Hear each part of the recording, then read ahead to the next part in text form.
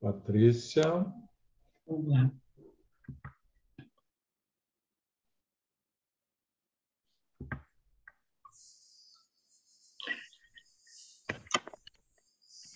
Senhoras e senhores, bom dia. Eu sou a Patrícia Davidson, mestre de cerimônias deste evento, e os acompanharei neste terceiro e último dia do workshop de Metrologia para a Qualidade da Água, Desafios e Oportunidades. O tema central deste evento é Águas para a Saúde e Meio Ambiente, Gestão, Legislação e Qualidade. Um workshop totalmente online. Metroáguas 2021 é o evento onde você continua conhecendo as novidades sobre como manter a qualidade das águas nas suas diversas formas de apresentação.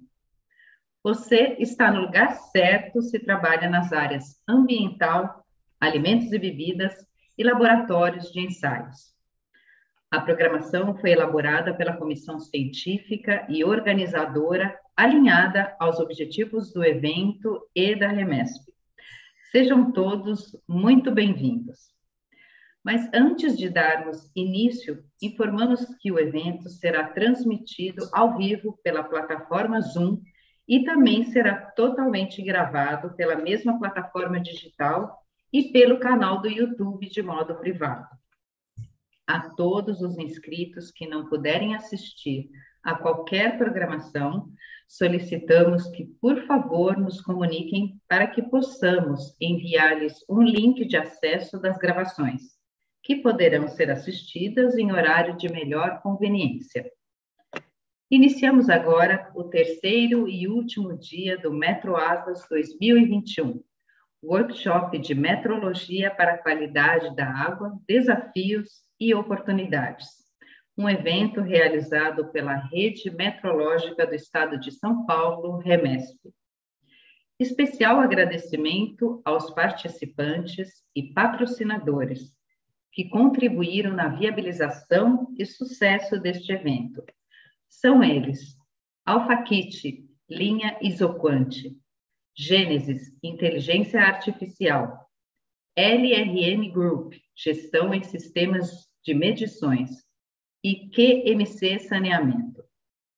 Estendem-se os agradecimentos às instituições de apoio e de mídia, aos apoiadores e parceiros que foram primordiais na divulgação deste evento e aos membros da comissão organizadora, aos moderadores e palestrantes, os nossos sinceros agradecimentos.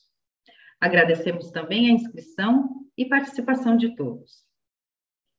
Antes de darmos início, eu gostaria de avisar que os participantes do Metroáguas 2021 poderão interagir com os integrantes dos painéis por meio de perguntas que poderão ser inseridas durante cada apresentação nos ícones Question and Answers, perguntas e respostas, ou pelo chat.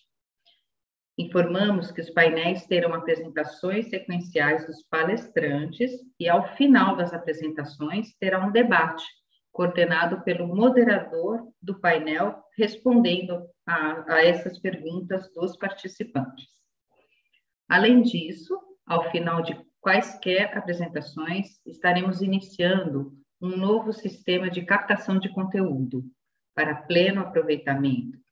Então, sendo assim, solicitamos a todos que inicialmente baixem em seus celulares o app Media Code. Aparecerá um código de Media Code nos finais de cada apresentação, onde basta vocês apontarem a câmera de seus celulares para terem acesso a essas apresentações diretamente nos seus aparelhos de modo offline. Há aqueles que não tiverem assistindo pelo computador, abaixo desse Media Code terá um link de acesso para a mesma apresentação.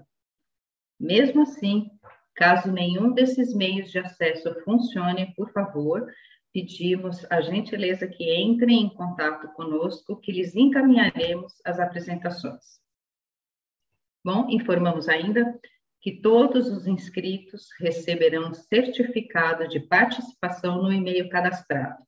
E neste mesmo e-mail terá um formulário de avaliação do workshop, e que, se respondido, receberá a gravação de todo o evento.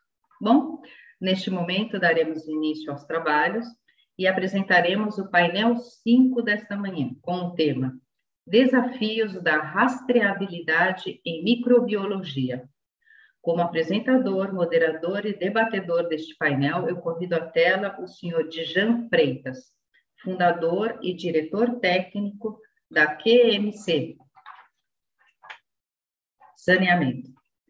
Djan é técnico em saneamento pela Escola Técnica Federal de Santa Catarina em 1995. É bacharel em Química pela Universidade Federal de Santa Catarina e fundador e diretor técnico dos laboratórios da QMC Saneamento Limitada. Bem-vindo.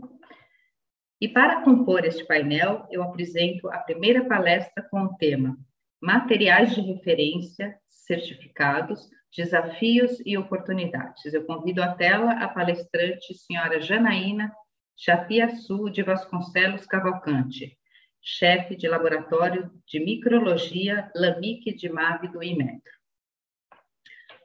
Como tema da segunda palestra, o dia a dia do Laboratório de Saúde Pública na rastreabilidade microbiológica nos ensaios de água, eu convido à tela a palestrante Cecília Geraldes Martins, diretora técnica e pesquisadora científica do Instituto Adolfo Lutz. E como tema da terceira e última palestra, estimativa de incerteza de medições em análises microbiológicas de água, eu convido à tela o palestrante Felipe Rebelo Lourenço, professor associado da USP. Passo a palavra agora ao moderador Djan para as considerações iniciais e, em seguida, cada palestrante para a sua apresentação. Bem-vindo, Djan, a palavra é sua. Obrigado, Patrícia. Bom dia, Patrícia. Bom dia, Janaína. Bom dia, Cecília. Bom dia, Felipe. Bom dia a todos os nossos participantes que se inscreveram, né, no evento. Agradeço imensamente à Remesp pela iniciativa em promover esse workshop sobre um tema muito importante, né, que é a água. Eu costumo dizer que a água é vida, né? A gente nasce dentro de uma bolsa d'água, né? Enfim, que bom. Tomara que todos tenhamos um bom evento, tá? Eu retorno a palavra para Patrícia, para que a Patrícia apresente a Janaína. Por favor, Patrícia. Exato. Bom, então, para iniciarmos, vou apresentar a Janaína, peço aos outros que fechem suas câmeras. Janaína é doutora em Química Biológica da Universidade Federal do Rio de Janeiro. Tem experiência de pós-doutorado com Biologia Molecular de Micro-Organismos no Energy Bioscience Institute, na University of Illinois Urbana-Champaign, dos Estados Unidos. É pesquisadora, tecnologista em Metrologia e Qualidade do Instituto Nacional de Metrologia, Qualidade e Tecnologia do IMETRO. A palavra é sua, Janaína, boa apresentação. Obrigada a todos. Eu vou tentar aqui compartilhar a apresentação. Só um minutinho.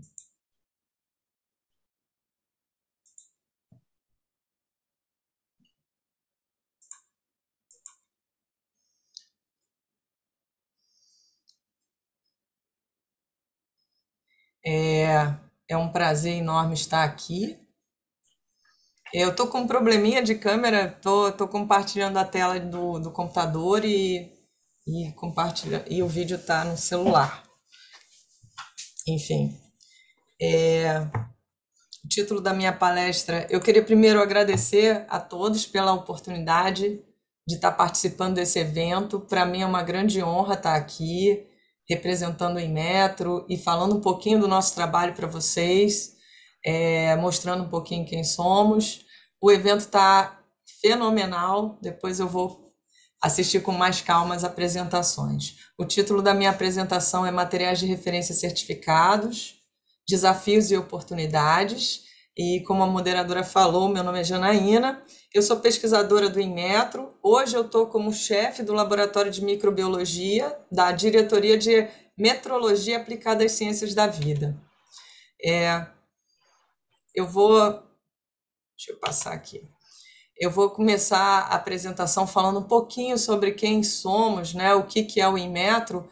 O Inmetro foi criado em 1973, ele é uma organização que é provedora de infraestrutura da qualidade.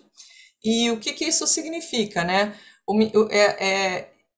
Nessa infraestrutura da qualidade, a gente tem 3 alicerces que compõem, que são a metrologia, a padronização e a avaliação da conformidade e acreditação. Significa que a gente tem ferramentas para ver se as regras são cumpridas, né? Como são feitas essas regras, se elas são claras e justas, se todo mundo está jogando o mesmo jogo, né? E todo mundo entendendo a mesma regra, né? O Inmetro é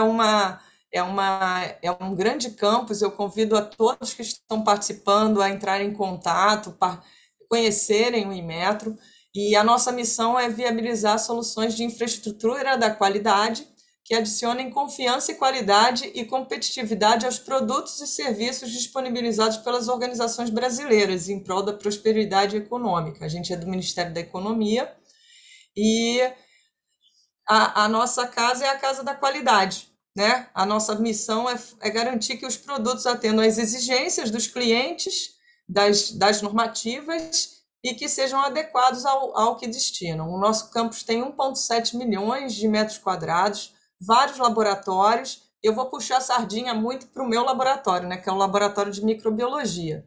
Depois eu vou mostrar um pouquinho onde estamos, né? O Inmetro, então, é um organismo nacional de acreditação frente aos acordos internacionais de reconhecimento mútuo para o comércio. A gente participa, isso é com a Coordenação Geral de Acreditação, eu não trabalho na SEGECRE, mas tem um grupo trabalhando com isso fortemente, né? Eles participam do ILAC, das reuniões da OCDE. É uma autoridade nacional em metrologia legal que regulamenta os instrumentos da interação comercial vendedor-comprador, isso é com a DIMEL.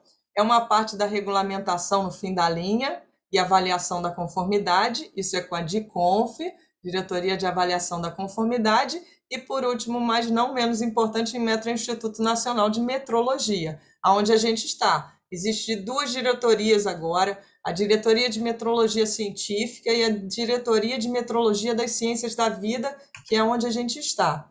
A DIMAV, vou voltar um pouquinho, que é uma diretoria recente no Inmetro. A gente entrou em 2008, 2007, e desde então a gente tem começado a parte biológica dentro do Inmetro, as medições na área bio. Metrologia, como todo mundo sabe, é a ciência das medições e suas aplicações, isso está no VIM. Um metrologista é um cientista que eu encaro como uma pessoa que não confia em nada, em ninguém, isso é interessante.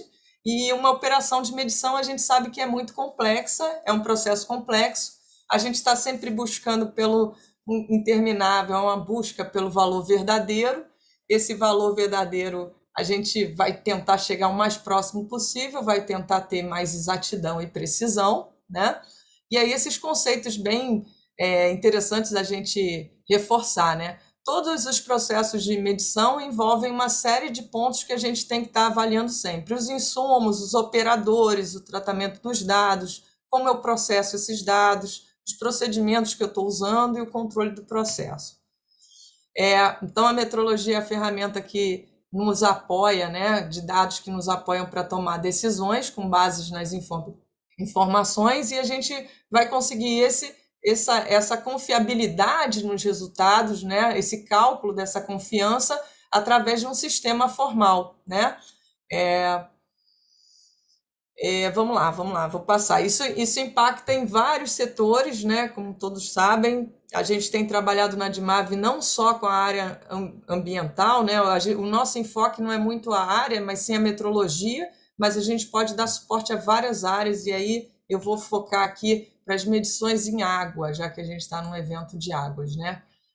Para medições em água, a gente sabe que existe um problema sério, né? No mundo, não só aqui no Brasil, né? Existem pessoas que não possuem ainda serviço de... Muitos milhões de pessoas não possuem serviço básico de água potável.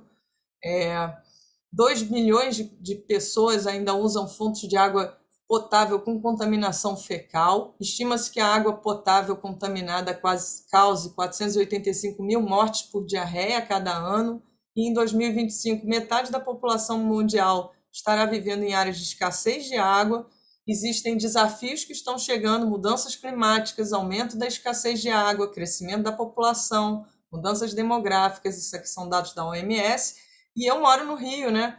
No Rio a gente passou por uma crise hídrica, por alguns problemas do tratamento de águas aqui na cidade, houve alteração dessa qualidade dessa água, problemas com a geosmina, com o tratamento de esgoto na bacia do Guandu. Isso é só, assim, uma busca rápida por notícias. A gente sabe que isso é um problema existente. Eu não estou conseguindo passar. Pronto.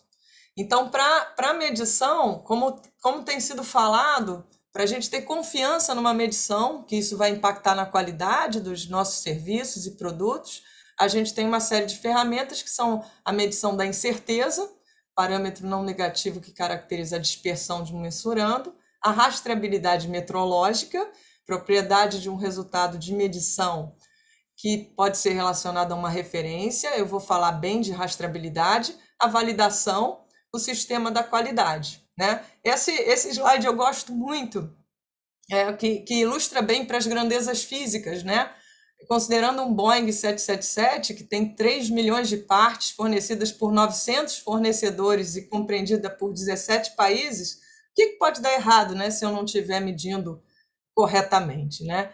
E então a incerteza e a rastreabilidade são ferramentas para a gente ter maior confiabilidade e comparabilidade.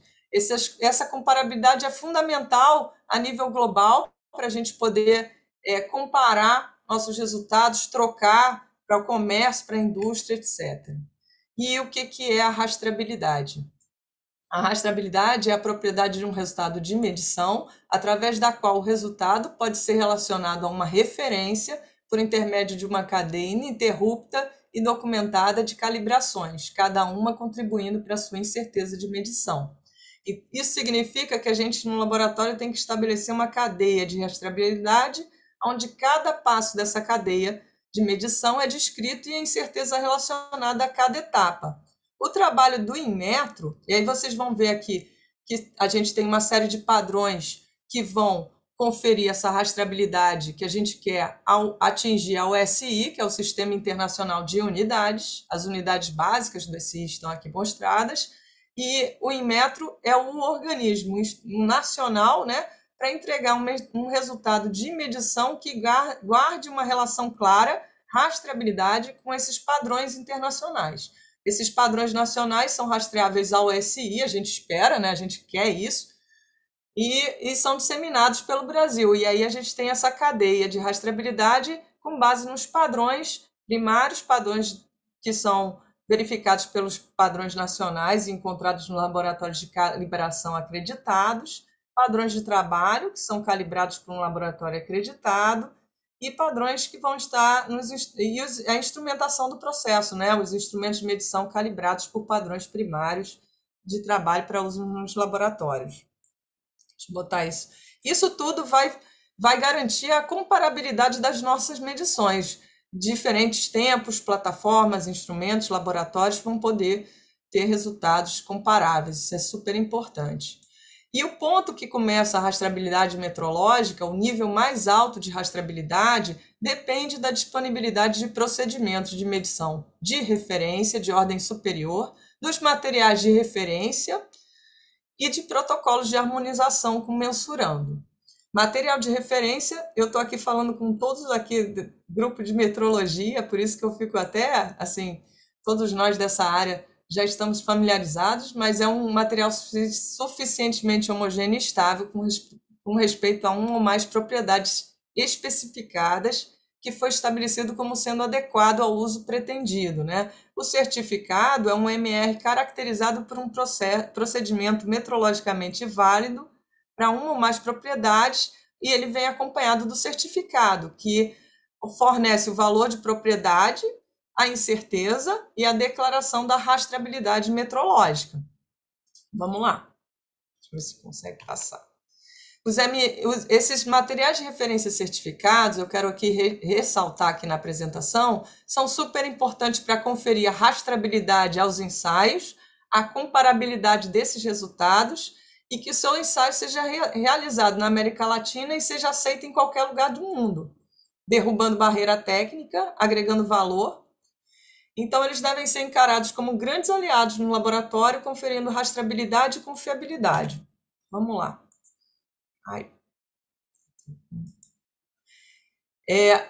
Então, como eu falei, né, ressaltando, qual é o problema, né, em relação a isso?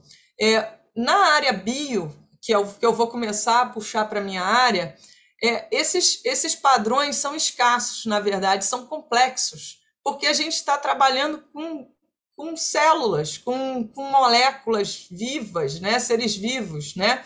Então, a demanda ainda é muito maior que a oferta, essa disponibilidade no mercado nacional, eu acredito que a gente está caminhando para a melhoria disso, a gente vai conseguir, mas no mundo inteiro, isso eu não estou falando só no Brasil, mas no mundo ainda é um grande desafio. Na microbiologia é um desafio, o custo, a aplicabilidade e rastreabilidade ao SI. Porque quais são os nossos mensurandos? Célula, proteína, enzima. Quais são as nossas unidades, né, que a gente usa? Nossas unidades de medição, eu vou falar de microbiologia em específico, né? UFC, número mais provável, são unidades arbitrárias. Então, no Inmetro, a gente participa muito de conferências internacionais, aqui é como que a gente dissemina essa rastreabilidade. Existe o CGPM, que é a Conferência Geral de Pesos e Medida, que é o gestor do sistema internacional nas unidades, no termo da Convenção do Metro. Existe o CIPM, que garante a uniformidade dessas unidades, e o BIPM. A gente participa muito das reuniões do BIPM e eu vou mostrar para vocês as discussões que estão acontecendo por lá, né? Essas reuniões o BIPM é uma organização internacional estabelecida pela Convenção do Metro, na qual os Estados-membros atuam em conjunto para questões relacionadas à ciência da medição e aos padrões de medição. E, ultimamente, as discussões na área bio têm dominado as mesas lá do BIPM. Vou passar. Lá no BIPM, eu convido vocês a entrarem na página do BIPM, tá? Ele foi estabelecido pelo CIPM em 93. Existem vários grupos de trabalho e a gente está dentro do Comitê Consultivo de Quantidade da Matéria, onde tem vários working groups, que são grupos de trabalho, trabalhando com as medidas em várias áreas. Então, a parte do grupo que trabalha no MOL, que está sendo convenção, que a gente pode ser rastreável ao MOL. A gente tem o CAWG, que é um grupo de trabalho de análise de células. A gente tem, eu vou passar para a área bio, tá? O grupo de trabalho na área de ácidos nucleicos, NAWG, e o PAWG, que é o grupo de trabalho na área de proteínas. Esses outros working groups são na área de química, tem análise inorgânica, orgânica, comparações, né? E esses working groups têm a missão de avançar a comparabilidade global dos padrões e das capacidades de medição na área química e biológica. E eles organizam, através dele, estudos piloto, comparações, para a gente obter competência, capacidades de calibração e medição para atender às necessidades das partes interessadas. Então, a nível nacional, como em metro, eu devo entender o que é de demanda nacional para a gente conseguir atingir essa competência e atender às demandas internacionais ou nacionais para esses padrões. Vamos lá. No CAWG, que eu participo bastante dessas reuniões do CAWG, a gente está envolvido com a análise de células na parte de identificação e quantificação de células em diferentes matrizes e misturas. Isso está bem aliado à parte de microbiologia, na área de medição de micro-organismos para fins de saneamento, qualidade de água, serviços relacionados a isso. Vou passar aqui rapidinho. Quais são os desafios, né? Como eu falei, o mensurando na área microbiana é super complexo, né? A gente trabalha com uma diversidade de 3,5 bilhões de anos, uma amostra de água tem milhares de micro-organismos ali vivendo, e é uma amostra complexa para os parâmetros, com parâmetros biológicos, né? Substâncias, como é que a gente vai medir tudo isso, né? Qual parâmetro que eu vou usar? Existe uma complexidade imensa de células, de tamanho, de formato, de função, o que elas estão fazendo, e eu adiciono isso ao método de medição que eu vou usar. Como é que eu vou fazer o cultivo, como é que eu vou manipular, como é que eu vou preservar e como que eu vou medir, né?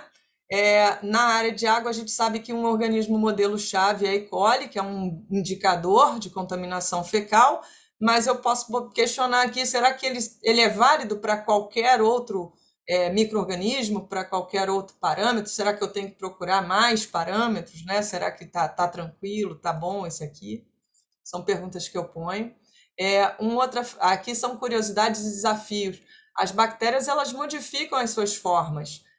Existem mudanças quando você passa de uma fase de crescimento para outra, já até descrito que as bactérias respondem a alterações nutricionais ou por um hospedeiro.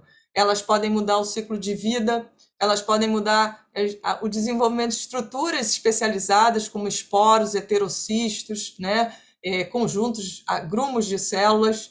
Então, aqui são fotos de microscopia eletrônica do crescimento de uma E. coli. Diferentes meios de cultura já alteram a forma de crescer desse micro-organismo, o formato, a forma com que a célula vai estar no meio de cultura. Outra coisa interessante sobre bactérias, porque eu estou no mundo micro, quando você está num método dependente de cultivo, que a maioria dos métodos de referência em microbiologia são baseados em cultivo, a gente está limitado a um grupo de micro-organismos que é cultivável, tem que lembrar isso, nem todos os micro-organismos são cultiváveis, e já tem sido descrito o estado viável, mas não cultivável. Sobre condições de estresse, algumas células elas permanecem vivas, mas não são cultiváveis em meios de cultura padrão. Isso é um grande problema. Bactérias patogênicas podem entrar nesse estado, e aí elas não crescem no meu meio de cultura, e com isso não são capazes de serem detectadas por métodos convencionais para testar água e alimentos. E em alguns artigos os pesquisadores identificaram 85 espécies de bactérias que podem estar nesse estado, entrar nesse estado, 67 dessas espécies patogênicas. Então elas estão metabolicamente ativas, expressam virulências, mudam a forma, tamanho reduzido e estão vivas, mas não crescem no nosso método convencional. Então, existe um problema aí na metodologia. O CAWG, dentro do BIPM, tem proposto um estudo na área de água, na área de análise de qualidade de água, que se baseia nos métodos. Então, a gente está sendo... É bem recente isso, esse estudo está demorando muito a acontecer. O CAWG é um dos grupos que não tem nenhuma... Até hoje, a gente não teve nenhuma key comparison. A gente está no estado de estudo piloto ainda. Vamos avaliar os métodos, né? E o que foi proposto foi avaliar a quantidade, porque aí eu consigo rastreabilidade ao SI. A gente tem que lembrar que propriedade nominal no BIPM é um tabu, ainda está sendo discutido como é que eu confiro como é que eu vou conferir rastreabilidade a uma propriedade nominal? Não quero dizer que não seja super relevante, eu tenho que saber o que eu estou contando. Então, o grupo foi para análise quantitativa de micro-organismos, e os métodos quantitativos da ISO, a membrana filtrante é o método que está sendo posto para a gente implementar, já está implementado no laboratório, que se baseia em você filtrar 100 ml de água e colocar as bactérias para contagem de E. coli e coliformes termotolerantes, né? O que está sendo falado no BIPM é que as unidades formadoras de colônia, UFC, número mais provável, não são rastreáveis ao sistema internacional, com isso eu não consigo rastreabilidade ao SI, então eu tenho que mudar para métodos que pelo menos tentem compor essa rastreabilidade ao MOL, tá? A gente vai avaliar as fontes de incerteza, que também é um problema. Cada laboratório avalia sua incerteza, quais são as fontes de incerteza e o diagrama de causa e efeito, né? Que a gente vai colocar quais são as grandezas de entrada. A gente vai ser, vamos dizer, desafiado a calcular a incerteza, e como cada laboratório vai calcular essa incerteza vai ser avaliado. Vamos lá. E o estudo vai envolver a comparação com novos métodos de medição. Quais são os novos métodos que estão sendo colocados no mercado, que estão sendo colocados nessa discussão, desculpa? Métodos moleculares estão sendo muito debatidos. O PCR digital é uma técnica que conta moléculas de DNA de forma absoluta, e ele está sendo considerado um procedimento de medição de referência primário, que é muito preciso e acurado. Ele não necessita de calibrante, e com isso eu consigo quantificar, nesse caso, uma sequência de DNA-alvo, né, de forma absoluta e precisa. Vários artigos aqui, depois a apresentação vai estar disponível para vocês verem, né, sobre a PCR digital como um método de referência para atribuição de valor para calibrante, para material de referência para qPCR ou material genômico de um micro-organismo, e aí você consegue comparar a quantidade de uma sequência-alvo e quantificar quantos micro-organismos estariam ali de forma medindo ácido nucleico. Aqui são alguns artigos que eu peguei na literatura mostrando que o PCR digital está sendo usado como método de referência por vários institutos, aí, como eu estava falando, para atribuir valor à concentração do número de cópias, aos materiais de referência e fornecer rastreabilidade aos calibrantes usados em ensaios moleculares quantitativos de rotina para o MOL em sistemas de unidade relacionados ao SI, né? Já alguns artigos relacionados à quantificação de micro-organismos em água, né? E material de referência para micro-organismos de água, isso a nível internacional. O estudo piloto que a gente, só para vocês entenderem um pouquinho, finalizando, né, o andar da carruagem, né, a gente, através desses estudos pilotos e comparações chaves internacionais, a gente consegue estabelecer, o objetivo é estabelecer um grau de equivalência entre o padrão de medição nacional. Esses estudos realizados por institutos nacionais de metrologia, eles são demorados, né? Mas principalmente na área de micro, porque a gente tem uma série de problemas uma das coisas é transportar um material de referência biológico. Como é que eu vou mandar da China para o Brasil uma célula viva e conferir que aquele material ainda está estável, homogêneo, e as barreiras, né, em relação à alfândega, né, em receber um micro-organismo de outros países, por exemplo. É um problema para a gente ainda, essa comparação está demorando. Mas esses resultados são publicados no banco de dados de comparações chaves, mantido pelo BIPM na França, e o banco de dados de comparações internacionais. Assim, o Inmetro consegue obter a competência nessa área, o reconhecimento, né, nessa área, e os certificados são reconhecidos entre as partes, né? A gente está muito, muito empolgado em participar e sair bem, né, nessas comparações, mas mais ainda atender a nossa demanda nacional. Por isso que eu acho que esse evento é chave para a gente comunicar-se com com todos vocês, né, com todos que estão aí para entender. Nosso papel é estar aqui dando a mão e juntos a gente caminhar para novos padrões e padrões de alto nível. Um outro que está sendo discutido ali é a citometria de fluxo, que também permite a enumeração de células através de um feixe, o citômetro. A gente cora as células, a gente marca as células com corantes de viabilidade, a gente consegue marcar a célula viável e medir quem está vivo e quem não está, e medir por fluorescência as partículas que passam pelo citômetro.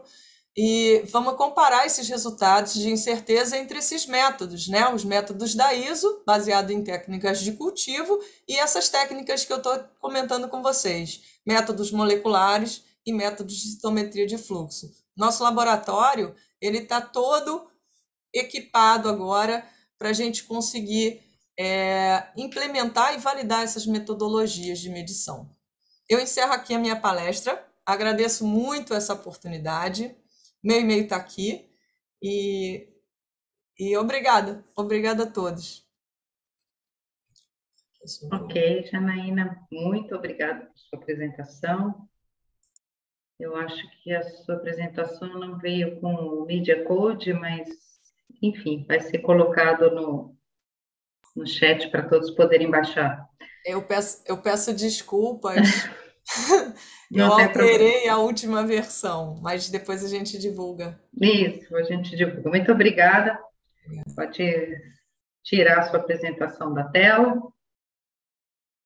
E eu vou apresentando como tema da segunda palestra o tema O Dia a Dia do Laboratório de Saúde Pública na Rastreabilidade Microbiológica nos Ensaios de Água. Eu convido a tela a senhora Cecília Geraldes Martins, diretora técnica e pesquisadora científica do Instituto Adolfo Lutz.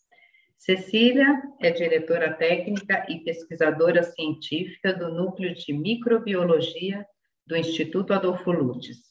É formada em Biologia pela Pontifícia Universidade Católica de Campinas.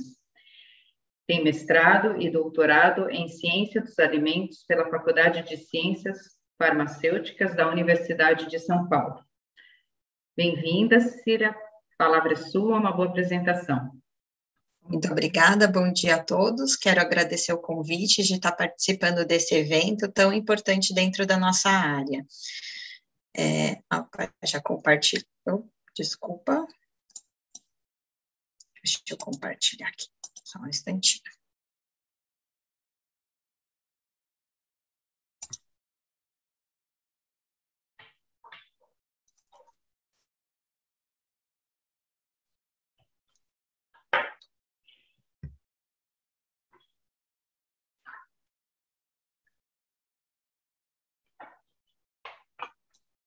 Pronto, todos estão vendo, né? Isso, então, okay.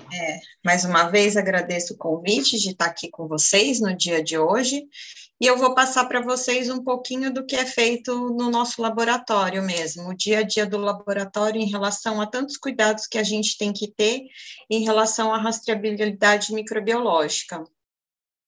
Então, para mim, a rastreabilidade microbiológica, ela vai funcionando como uma grande engrenagem dentro do nosso laboratório, onde eu vou ter que ter a rastreabilidade de todos os meus processos e, como consequência, a confiabilidade dos meus resultados no meu dia a dia. Então, a grande finalidade, né, a qualidade dos nossos serviços prestados, a eficiência dos nossos métodos, o desempenho do laboratório, né, influenciando nas nossas tomadas de decisões. E a gente nunca pode esquecer que tudo isso, né, a gente tem que sempre ter um senso comum, né, um bom julgamento, a constante atenção aos detalhes, os detalhes dentro do laboratório, ele é todo dia você tem que estar ali, atento a tudo, todo o seu processo, toda a sua linha de processamento, né, para aquela análise de água, Temos que estabelecer padrões de qualidade, né? Delinear as diversas etapas que a gente tem que seguir do nosso controle diário, e para tudo isso a gente tem que ter a rastreabilidade de todas as etapas. Então, aí a nossa engrenagem, né? Ou como a doutora Janaína comentou, né? A cadeia da rastreabilidade dentro do laboratório mesmo. Para tudo isso, o que nós precisamos ter, né? Todo mundo está cansado de saber sobre isso, né? Mas estou trazendo a nossa vivência do dia a dia. A gente tem que ter diretrizes, né? Para tudo isso. Nada é feito da cabeça da pessoa, né? Então, a gente tem que ter os nossos manuais, os nossos POPs, né? A gente tem que ter procedimentos, né? O nosso procedimento de ensaio, ele tem que estar muito bem estabelecido, o profissional treinado, né? Para ele poder realizar aquele procedimento. Eu tenho que ter procedimento, como a doutora Janaína falou, para controle dos meus insumos, dos meus meios de cultura. Eu tenho que ter procedimento para emitir meu produto final, né? No nosso caso do laboratório, qual que é o nosso produto final? Nosso produto final é o laudo, né? A confiabilidade daquele resultado que a gente está oferecendo ao cliente, né? Dando ao cliente, né?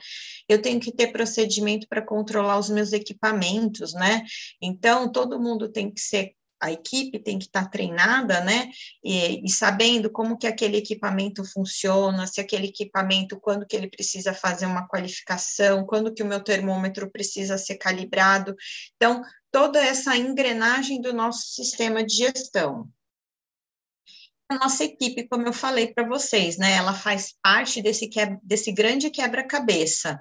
Então, ela tem que ser uma equipe treinada, né? A equipe tem que estar constantemente treinada, ela tem que ter experiência, ela tem que estar motivada. Essa equipe, ela precisa ser comprometida, né, com o sistema de gestão da qualidade, ela tem que estar atenta a todos os detalhes. E como que eu vou monitorar a competência dessa equipe, né?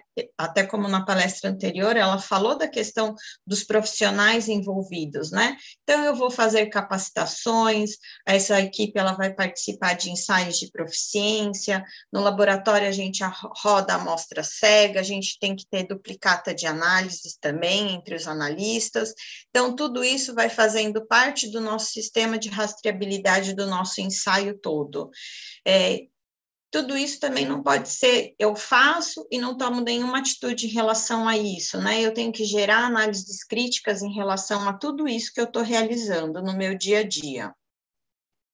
As instalações do laboratório, elas também são extremamente importantes, né? Então, todo mundo já sabe, o laboratório tem que ter uma área limpa, tem que ter temperatura controlada, separação de área física, né? O espaço adequado para o desenvolvimento das nossas atividades. Mas é aí que está a chave de tudo, né? Como que eu controlo o meu ambiente do laboratório? Eu vou controlar com a minha limpeza, eu vou controlar com monitoramento de temperatura, eu vou controlar com monitoramento do ambiente, né? Para eu ter a organização do laboratório, ela vai estar influenciando nas minhas tomadas de decisão. Então, exemplos, né, do que nós temos na nossa prática, né, por isso que a palestra, né, o dia a dia mesmo do laboratório. Então, nós temos um procedimento de limpeza da nossa área física, explicando como que essa limpeza tem que ser realizada. Eu tenho que ter o registro de como essa limpeza é feita, né, eu tenho um registro da temperatura do ambiente do laboratório, se a temperatura é importante para aquela análise ou se é importante para o controle de um meio de cultura. Eu tenho que ter instruções para o controle do meu ambiente de laboratório, né? Então, como que eu controlo o ambiente? Eu faço exposição de placas do meu ambiente, como que eu vou fazer a exposição, quais são os locais, quantas vezes, né? Então, depois eu vou ter que ter o registro disso, e não basta também, de novo, né, ter os registros, eu vou ter o quê? Eu vou ter que ter uma análise crítica, meu controle está ok? Significa o quê? Minha limpeza está sendo eficaz, então o treinamento está certo. Eu observo que eu estou tendo um aumento do registro do meu controle de ambiente de bolor, por exemplo, opa, é um alerta, alguma coisa está acontecendo com a limpeza da minha área física, então eu tenho que retreinar aquela funcionária. Então, a gente vai conseguindo monitorar as diversas etapas do laboratório. O mesmo vale para os equipamentos envolvidos dentro do nosso laboratório. Então, na análise de água para fins de potabilidade, os principais equipamentos utilizados são estufas, banhos, geladeira, né? E esses equipamentos, eu tenho que fazer o controle da sua temperatura, esses equipamentos, eles têm que ter uma qualificação térmica, eles têm que estarem passando por manutenções constantes, o mesmo vale para uma autoclave, né, e para a estufa, eu tenho que trabalhar dentro da capacidade adequada desses equipamentos. Essa autoclave, ela também tem que passar por uma qualificação e calibração, e tem que ter uma manutenção constante, isso é muito importante, e tudo isso vai fazendo parte da nossa engrenagem do nosso dia a dia do laboratório, né? No caso ainda das autoclaves e de forno pasteiro, a gente realiza testes de esterilidade de bioindicadores, para a gente estar sempre controlando o nosso processo, né? O processo, ele tem que estar sendo controlado diariamente, né? Constantemente. Então, aqui eu trouxe exemplos para vocês de como que a gente está realizando isso no dia a dia do nosso laboratório, né? Então, quando eu vou pensar assim, o meu instrumento de medição é um termômetro, poxa, o que que eu tenho que fazer com esse termômetro, né? Dentro da minha rastreabilidade do meu processo todo. Eu tenho que ter um plano de calibração, então eu vou planejar quando que esse termômetro tem que ser calibrado, né? Após a execução da ação, né, que esse termômetro foi calibrado, ele vai voltar para a gente aqui são exemplos, tá, pessoal? Ele vai voltar com um certificado de calibração. Basta apenas calibrar? Não, eu também tenho que analisar esse certificado. Eu tenho que ver se esse termômetro está atendendo às condições que o meu ensaio requer, né? Então, eu vou ter um formulário para preencher fazer análise crítica desse certificado, eu vou ter um formulário também para justamente avaliar se o termômetro está aprovado para o fim pretendido, né? Então, quando a gente fala de análise microbiológica de água, e utilizando métodos normalizados, a gente tem um ensaio que a temperatura do meu equipamento ele vai variar mais ou menos meio. Então, a gente tem que ter um termômetro que vá estar dentro dessa variação, né? Então, um exemplo, né? Eu faço a medição da temperatura ou do ambiente ou dos meus equipamentos, eu vou ter o registro desses equipamentos. Basta apenas o registro? Não, não basta. Eu vou ter que fazer o quê? Eu vou ter que fazer um gráfico, eu vou ter que fazer uma análise de tendência. Eu tenho que constantemente estar monitorando o que está acontecendo com aquele equipamento, né? Porque eu tenho que ver se ele, às vezes, pode estar com uma tendência de estar com uma temperatura mais alta ou mais baixa, né? E eu tenho que, de novo, registrar, fazendo o quê? Uma análise crítica sobre isso. Em relação ao que eu disse para vocês, quando a gente faz uma qualificação de uma autoclave, uma qualificação de um banho-maria, uma qualificação de uma estufa, de novo, né? Entra os procedimentos que nós temos que ter estabelecido no nosso laboratório, nós temos que ter um plano. Esse plano, ele vai seguir uma regra, então, no nosso caso, a gente segue a regra do Inmetro, né, o DOC-CEGECRE do Inmetro sobre qualificação de equipamentos. Aí, eu vou ter um certificado, eu tenho que analisar esse certificado, né, vou fazer uma análise crítica do certificado, se o certificado tem as informações necessárias para eu ter rastreabilidade do meu processo, e, consequentemente, vou fazer uma análise crítica. Por quê? Por exemplo, eu pensando numa estufa ou num banho-maria, às vezes eu tenho que segregar espaços dentro desse equipamento. Por quê? Porque a temperatura, às vezes, não é uniforme nele todo, então eu não condeno o equipamento como um todo, mas eu condeno áreas específicas, né? Então, tudo isso está envolvendo a rastreabilidade microbiológica do meu ensaio de água, para eu ter confiança lá no meu produto final, né? Então, eu tenho várias pecinhas se encaixando dentro do meu processo. Outra questão que é de extrema importância para nós, né, no laboratório de microbiologia, é a rastreabilidade em relação aos insumos que nós recebemos, né? Nós temos que ter confiança nesses insumos, eu tenho que avaliar esses insumos no meu laboratório, né?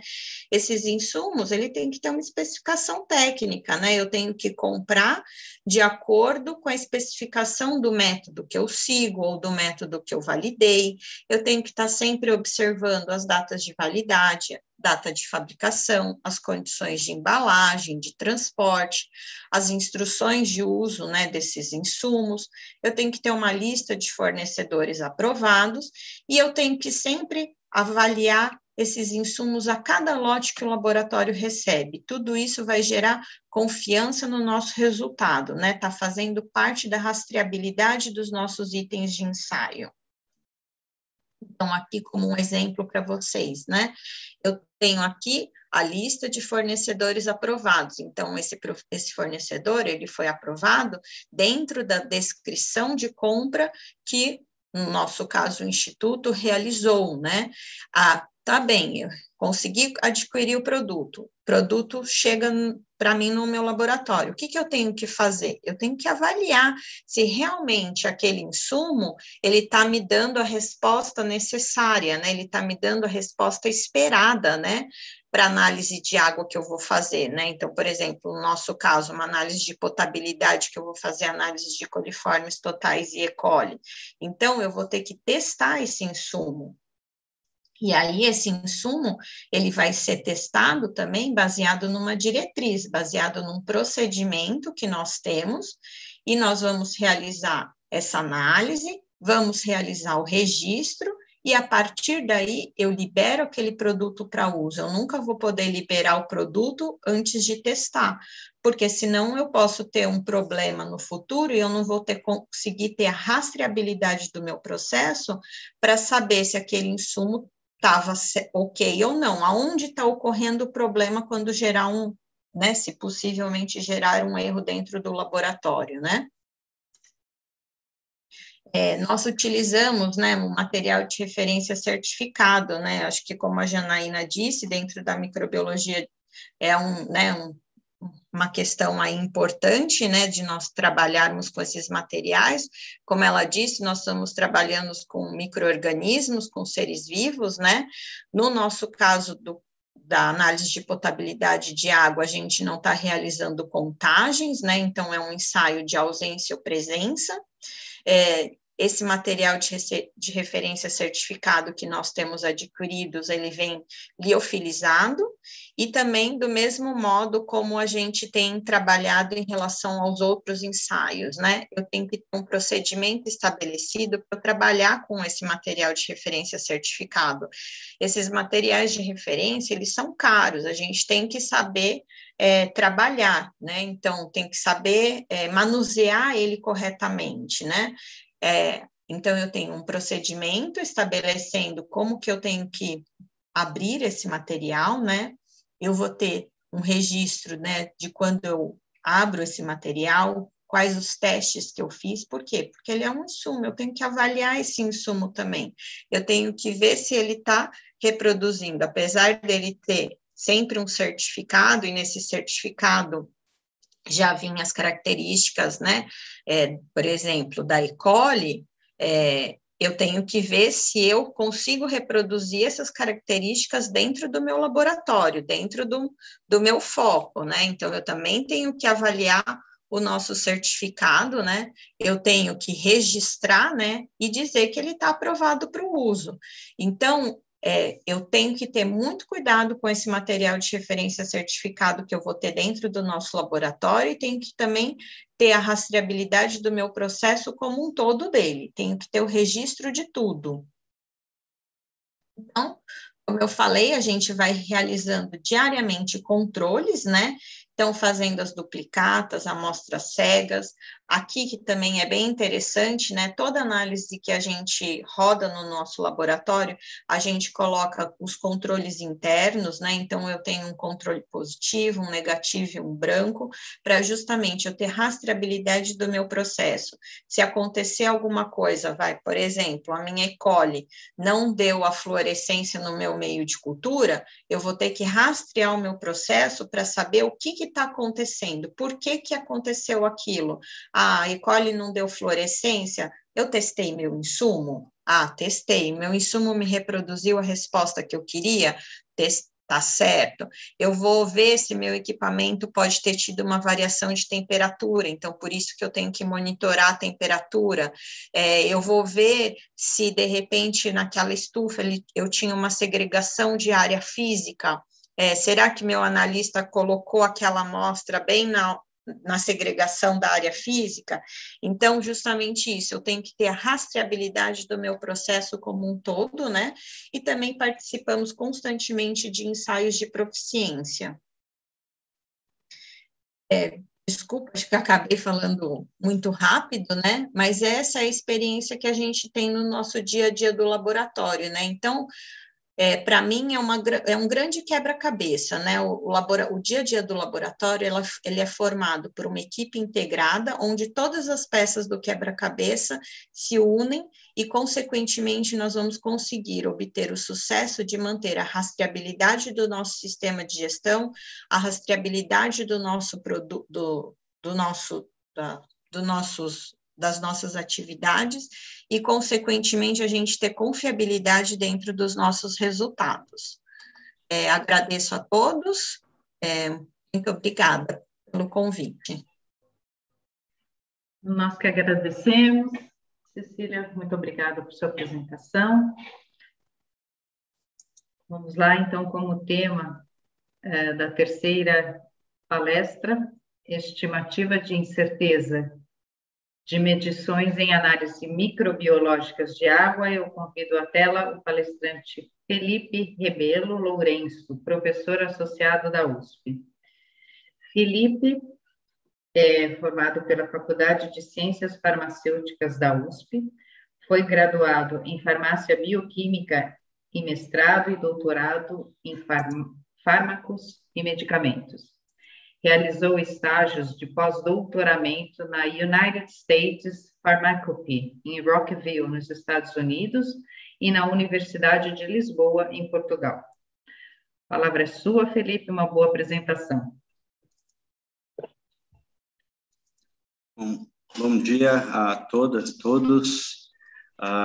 Antes de mais nada, quero agradecer pelo convite da Remesp, do Dr. Celso, e pela oportunidade de compartilhar aqui com todas e todos um pouco sobre a experiência que nós temos tido no laboratório com relação à estimativa da incerteza de medições, hoje, em particular, em relação às análises microbiológicas. Bom, deixa eu compartilhar a tela. E eu pediria, por favor, apenas que me confirmassem se estão conseguindo visualizar antes que eu prossiga. Tá perfeito, Felipe. Pode prosseguir. Perfeito. Tá certo, então. Obrigado. Bom, então, vamos lá. Eu vou apresentar aqui, inicialmente, agenda para essa apresentação, né, os tópicos que nós vamos abordar. Eu vou iniciar aí com uma pequena introdução em relação à incerteza de medição, para que ela serve, como ela deve ser avaliada, algumas particularidades que se aplicam à análise microbiológica, e depois eu vou mostrar algumas situações, alguns estudos de caso em que nós fizemos a avaliação da incerteza de medição utilizando duas estratégias, a abordagem top-down e a abordagem bottom-up para avaliação da incerteza associada às contagens microbianas. E vamos discutir um pouquinho sobre vantagens, limitações de cada uma dessas abordagens e como proceder para cada uma delas. Na sequência, a gente vai falar um pouquinho sobre o uso da informação da incerteza para avaliação de conformidade em relação aos limites de especificação.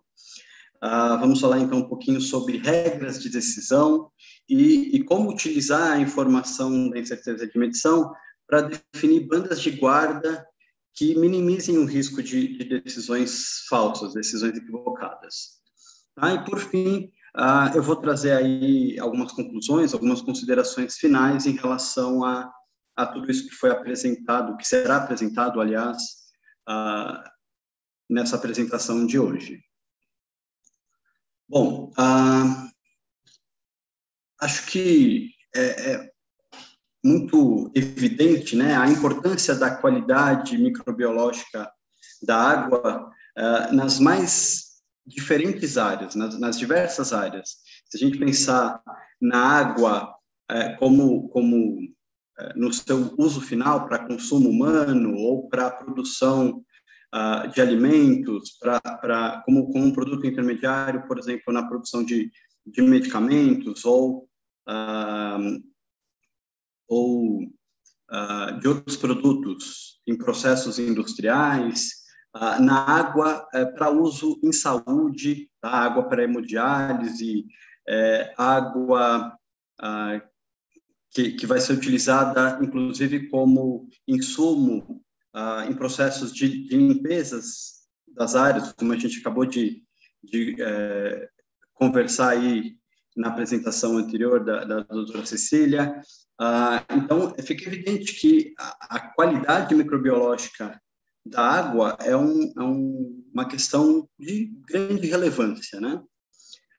E, por isso, uma preocupação tão grande em relação aos resultados, ou melhor, em relação à confiabilidade dos resultados que são obtidos quando a gente analisa a qualidade microbiológica da água.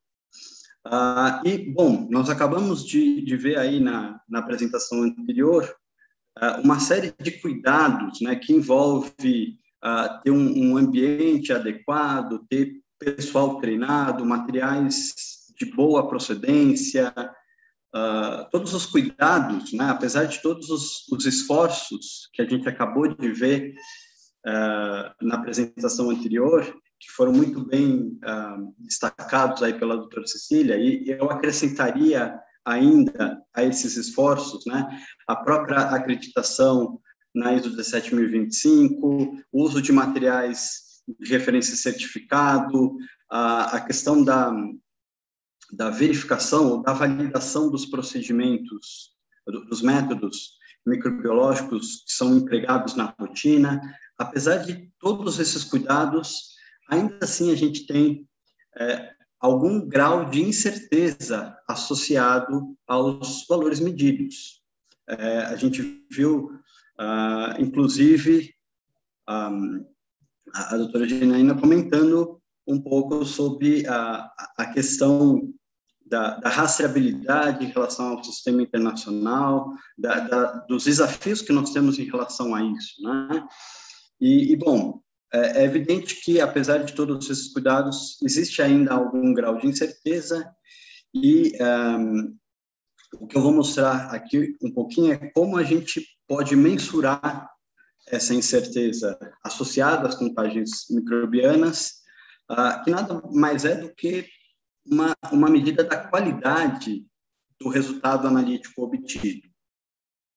Bom, então, o que vem a ser a incerteza? A incerteza, na verdade, ela estabelece um intervalo de confiança no qual a gente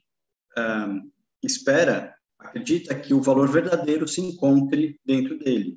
E existe aí uma série de etapas que devem ser desenvolvidas para avaliação da incerteza, isso de uma forma geral, não apenas para os ensaios microbiológicos, mas qualquer ensaio da área química ou da área microbiológica, essas etapas se aplicam. E a gente inicia a primeira etapa definindo o que está sendo medido. Sempre que possível, inclusive, definindo a relação matemática entre o resultado, né, o valor medido, e as diferentes fontes de entrada que envolvem o passo a passo do procedimento analítico. Em seguida, nós vamos, então, identificar e quantificar as principais fontes de incerteza, pelo menos aquelas mais relevantes. Essas fontes de incerteza, então, serão convertidas na forma de incertezas padrão, utilizando aí os procedimentos mais adequados, tá? Em função do tipo de distribuição que aquela fonte de incerteza apresenta, ou das informações obtidas pelos certificados de calibração de equipamentos ou de instrumentos, como, por exemplo, pipetas e micropipetas. E, por fim, todas essas fontes de incerteza que foram identificadas, quantificadas e convertidas em incerteza padrão, elas serão utilizadas para que a gente calcule a incerteza combinada e, por fim, a incerteza expandida. E a incerteza expandida, ela vai, então, conferir para a gente um intervalo de confiança, usualmente com 95% de confiança, né, de que o valor verdadeiro do mensurando se encontre dentro dessa faixa aí, né, dessa região de incerteza. Bom, usualmente, nós trabalhamos, é muito comum a gente conhecer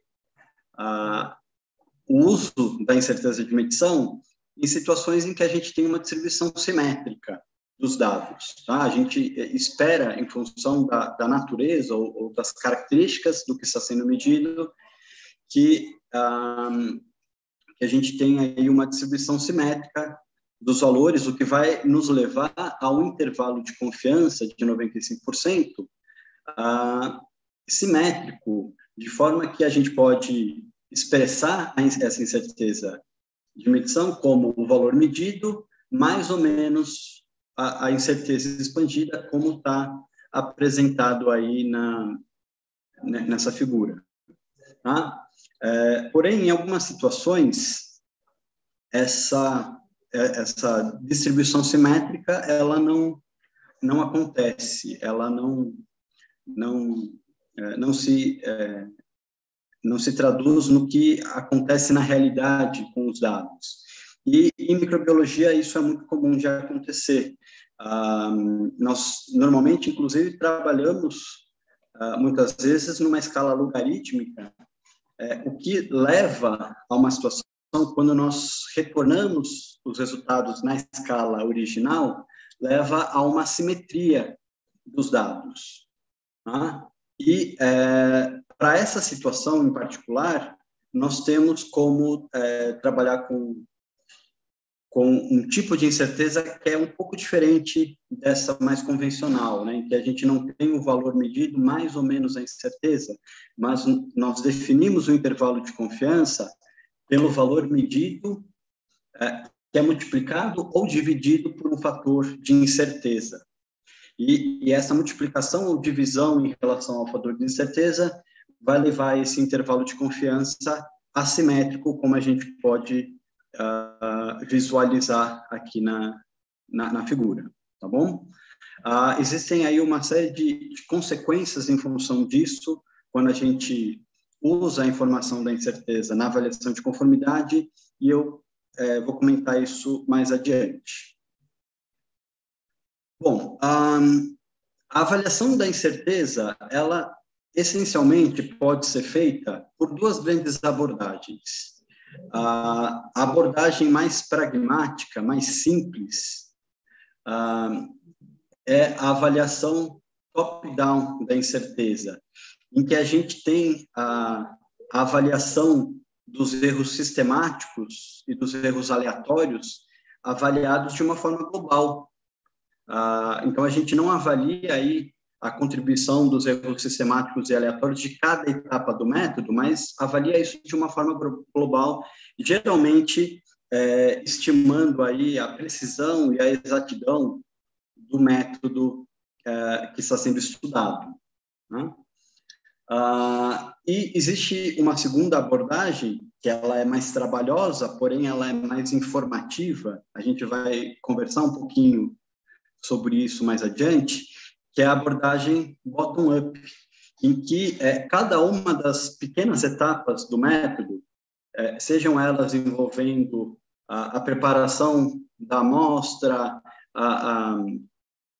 todas as etapas analíticas mesmo, cada uma dessas etapas vai ter a sua fonte de incerteza identificada, quantificada, e os erros sistemáticos e aleatórios dessas pequenas etapas vão ser combinados de forma a se chegar aí na incerteza final. Tá?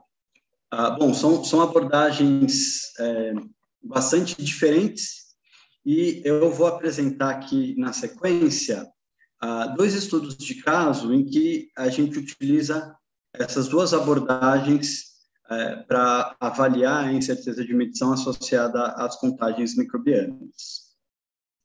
Bom, vamos, antes de mais nada, identificar aqui quais são as principais fontes de incerteza associadas à contagem microbiana.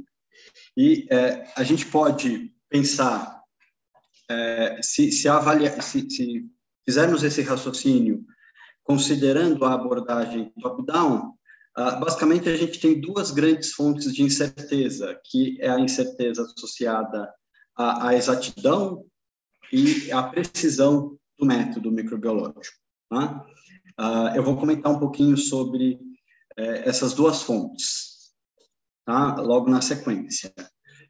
Quando nós pensamos nas etapas, na abordagem, aliás, bottom-up, existem muitas outras fontes, tá? Nós podemos, então, considerar, por exemplo, os fatores de diluição das amostras, o volume plaqueado, o volume que é transferido para a placa ou para o tubo de ensaio que vai ser realmente analisado, a própria contagem das placas ou a própria leitura dos tubos, se a gente está falando de um ensaio em meio líquido, além de outras fontes de incerteza, como, por exemplo, a própria incerteza associada à amostragem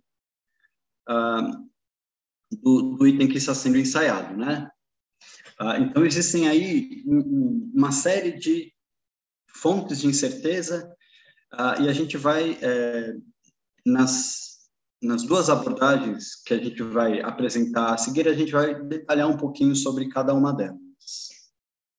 Bom, vamos iniciar então pela abordagem top-down. Na abordagem top-down, como eu já adiantei, essa abordagem ela é mais pragmática, de forma que a gente avalia a incerteza global, basicamente estimando os erros sistemáticos aleatórios de uma forma global. Tá? E isso é feito estimando a exatidão do método, o que em microbiologia está associada à recuperação da carga microbiana, o quanto que a gente realmente consegue recuperar daquela quantidade que está presente na amostra.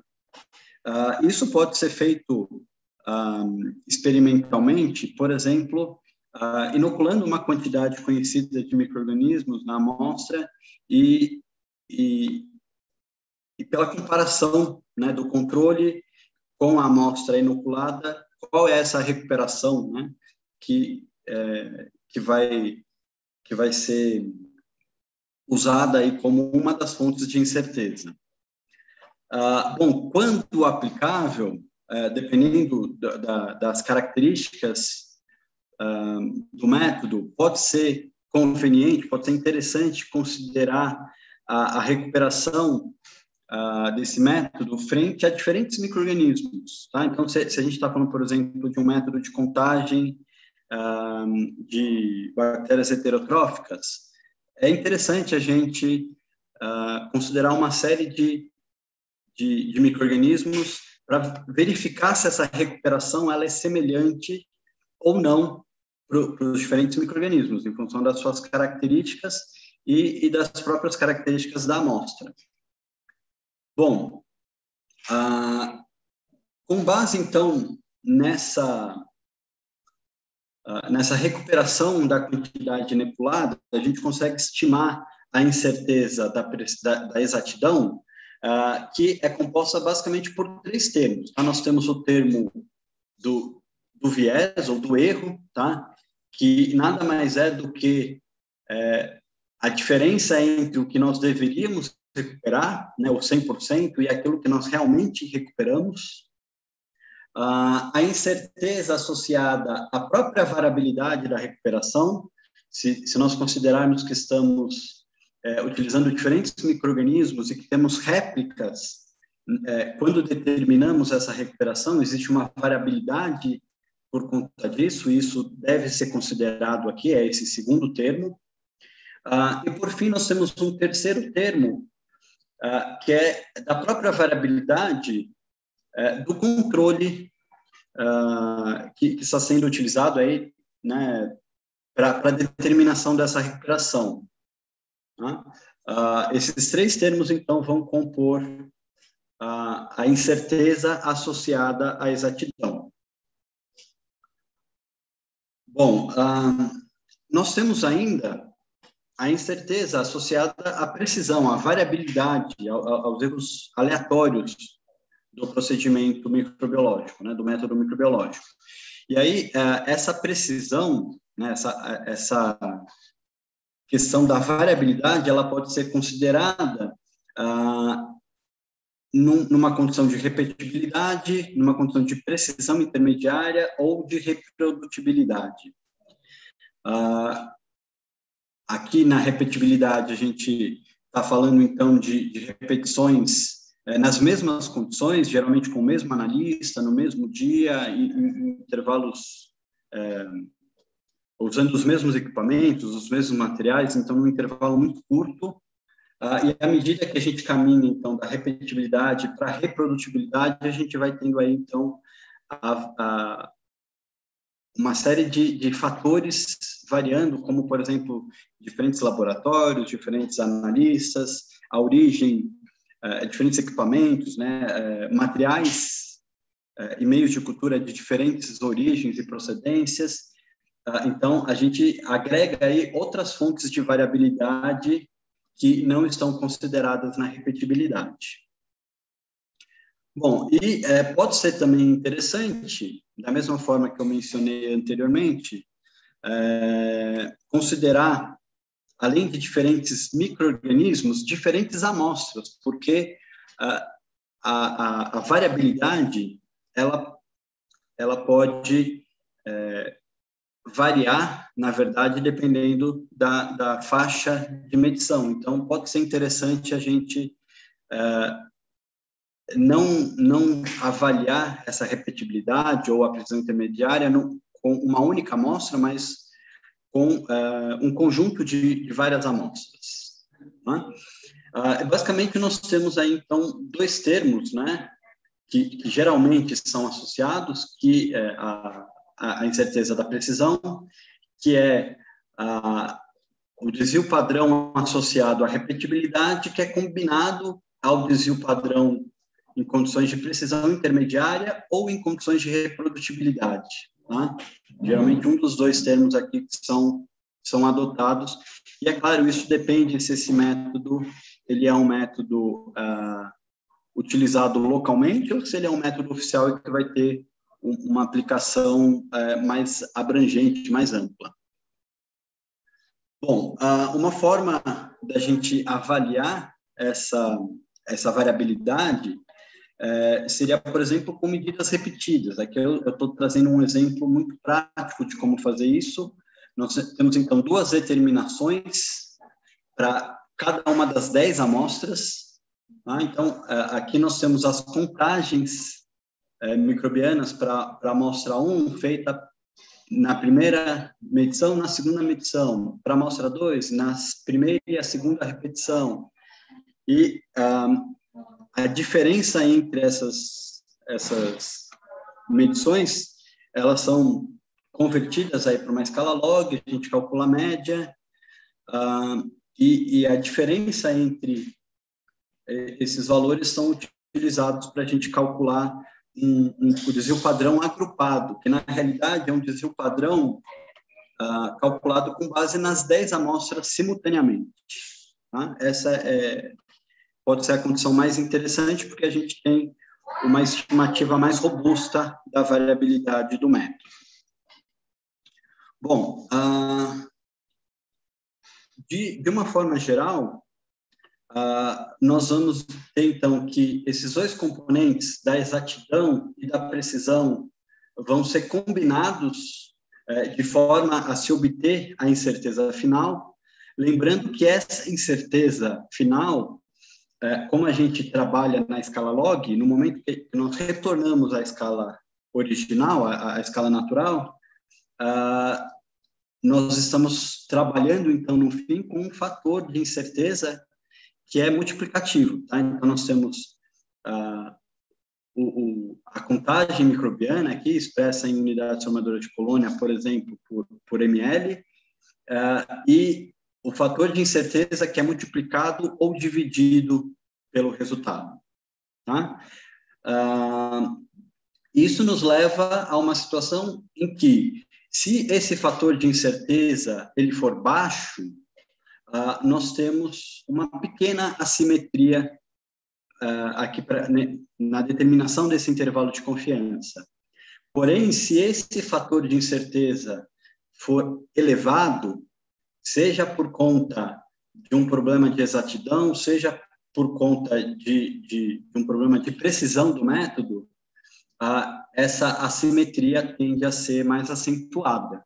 Tá? E isso, é claro, vai ter aí um impacto depois na tomada de decisão, que eu vou comentar logo adiante. Tá bom? Bom, esse, então, é o primeiro estudo de caso que eu estou trazendo aqui, que utiliza a abordagem top-down, essa abordagem mais pragmática. Na sequência, eu quero apresentar como isso pode ser feito utilizando a abordagem bottom-up. Na abordagem bottom-up, todas as etapas do método devem ser avaliadas, né? Os seus erros sistemáticos aleatórios devem ser identificados, quantificados, e eles vão ser, então, combinados para que a gente obtenha a incerteza final. Nesse exemplo aqui, nós fizemos isso para o método de semeadura em profundidade, considerando aí as diluições decimais da amostra. Então, nós temos aí todas como fonte de incerteza, né, os fatores de diluição em função dessas diluições decimais, né, das pipetas, da quantidade de amostra que é transferida para as placas e a própria variabilidade da contagem das placas. Tá bom? Essas são as três principais fontes de incerteza que vão ser consideradas e vão ser combinadas para que a gente chegue aí na incerteza final. Bom, esse trabalho ele foi recentemente publicado, tá, na Journal of Microbiological Methods, foi aí consequência de uma orientação de mestrado orientada por mim, e junto com todo esse desenvolvimento, nós propusemos uma planilha de cálculo que permite essa avaliação da incerteza pela abordagem bottom-up. Para quem tiver interesse, pode fazer o download dessa planilha de cálculo em Excel e entrar com as informações, né, das quantidades que vão ser amostradas, de como vão ser feitas essas diluições, os componentes de incerteza, né, para cada uma dessas etapas. Pode ser interessante, pode ser necessário, quando a gente utiliza a mesma pipeta, a micropipeta automática, por exemplo, é a mesma micropipeta automática que vai ser utilizada em todas as diluições, isso leva a uma correlação entre as fontes de incerteza. E essa planilha, ela considera, ela permite considerar essa fonte de correlação entre as componentes de incerteza. Tá? E Isso permite, então, calcular pelo método de Crackten qual é a incerteza final e a contribuição, inclusive, de cada um dos componentes. Eu vou detalhar um pouquinho mais sobre isso na sequência. Bom, essa abordagem, a abordagem top-down, ela acaba sendo muito mais trabalhosa do que a bottom-up. Aliás, a abordagem bottom-up acaba sendo muito mais trabalhosa do que a top-down, porém ela é mais informativa e ela, inclusive, permite identificar qual é a contribuição de cada um dos componentes de incerteza.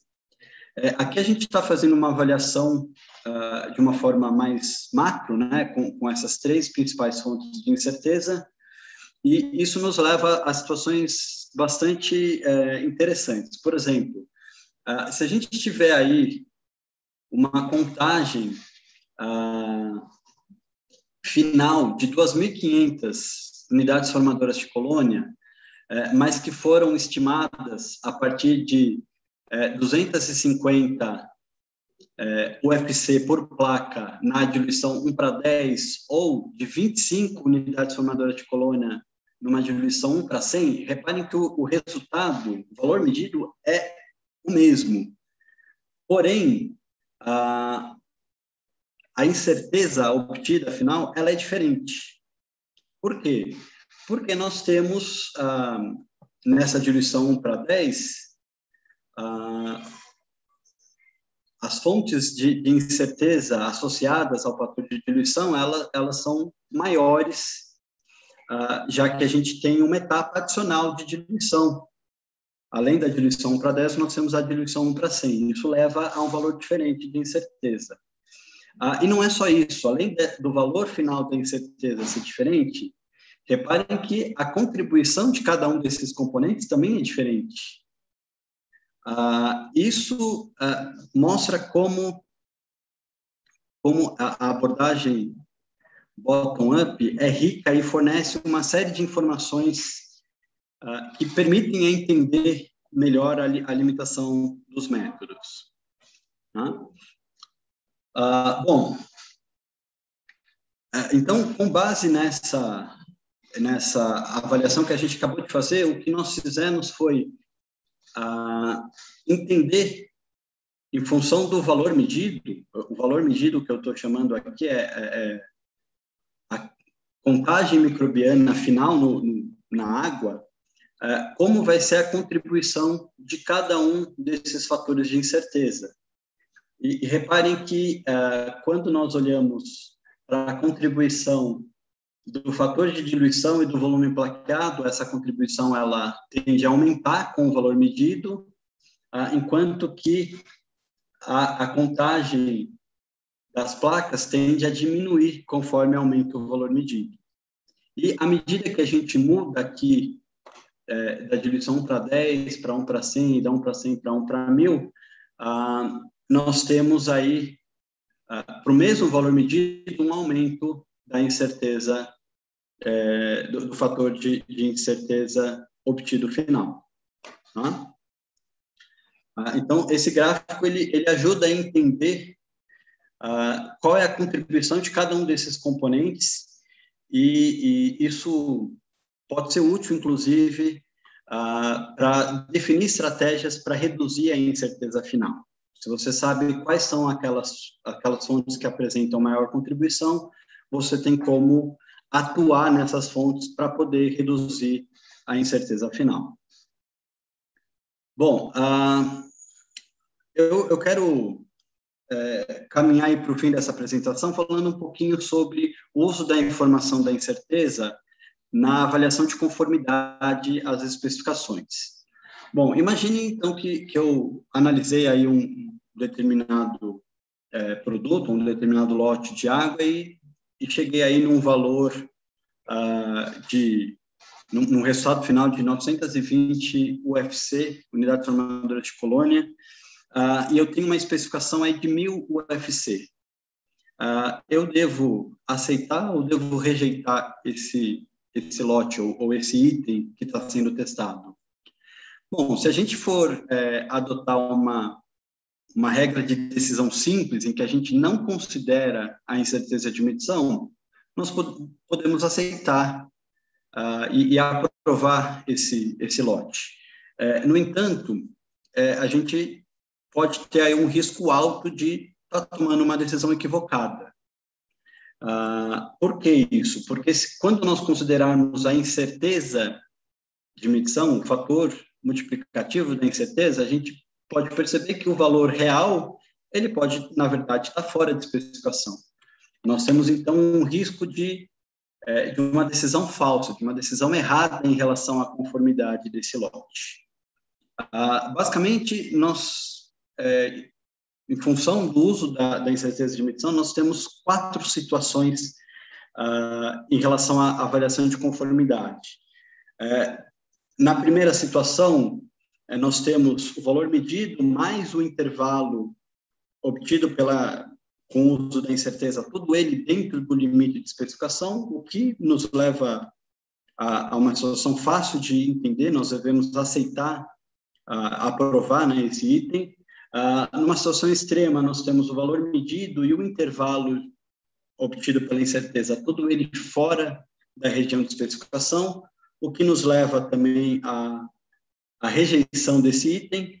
Porém, nós podemos ter situações em que o valor medido está dentro da especificação, porém, quando consideramos o intervalo de confiança, percebemos que existe um risco de uma decisão errada, e isso é caracterizado, então, como um risco do consumidor. Por outro lado, a gente pode ter o valor medido fora de especificação, e quando consideramos o intervalo de confiança obtido aí pelo uso da incerteza, existe uma possibilidade de uma decisão errada, de uma rejeição errada, o que é caracterizado aí como risco do produtor. Bom, o que a gente pode fazer, então, para reduzir o risco do consumidor ou o risco do produtor? Uma estratégia é adotar uma banda de guarda. Uma banda de guarda, na verdade, é um valor que vai ser somado ou subtraído ao limite de especificação. Nesse caso aqui, está sendo subtraído ao limite de especificação de forma a garantir um risco do consumidor baixo.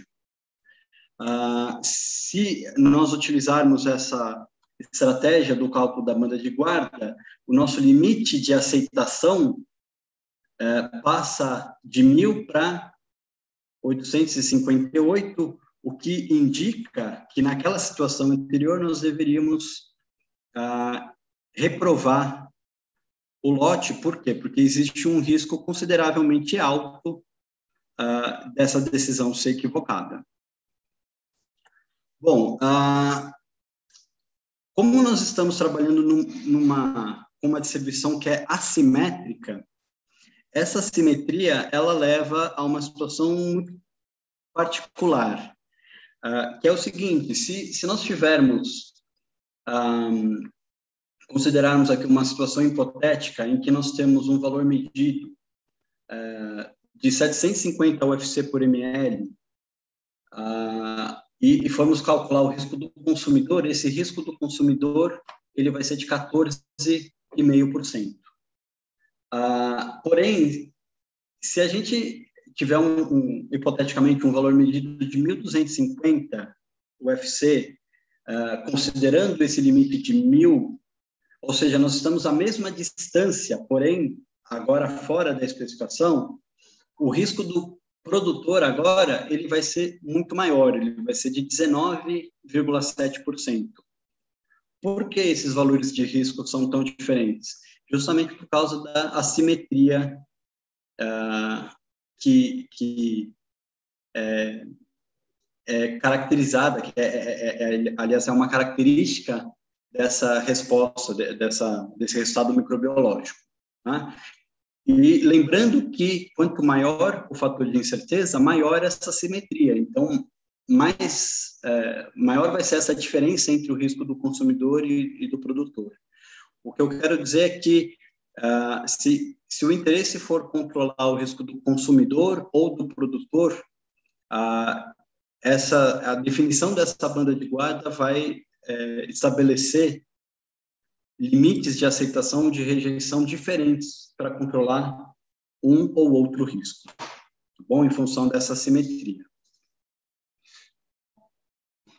Bom, então eu quero trazer aqui as considerações finais, né? E eu espero que eu tenha conseguido mostrar aqui para vocês como a incerteza de medição ela é importante, como ela é relevante e pode ser utilizada como uma medida da qualidade dos resultados microbiológicos. Nós podemos também concluir que a abordagem top-down ela é mais simples, porém ela fornece menos informações em relação à contribuição das fontes de incerteza de cada etapa, né, do método.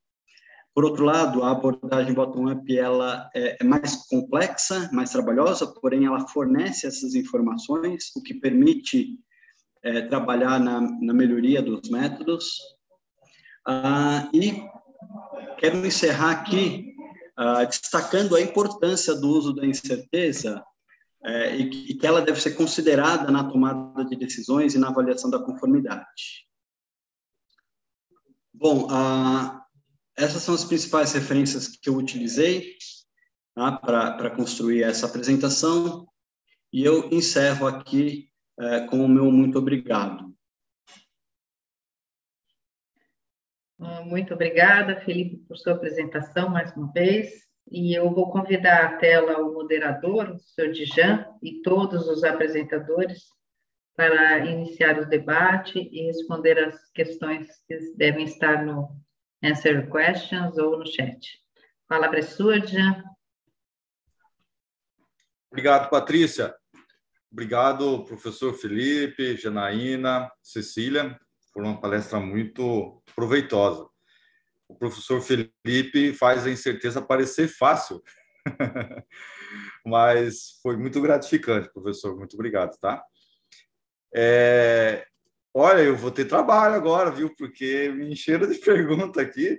Ainda bem que a Janaína e a Cecília já adiantaram algumas respostas, né? Mas eu vou ler mesmo assim, né? Para que todos possam degustar do conhecimento.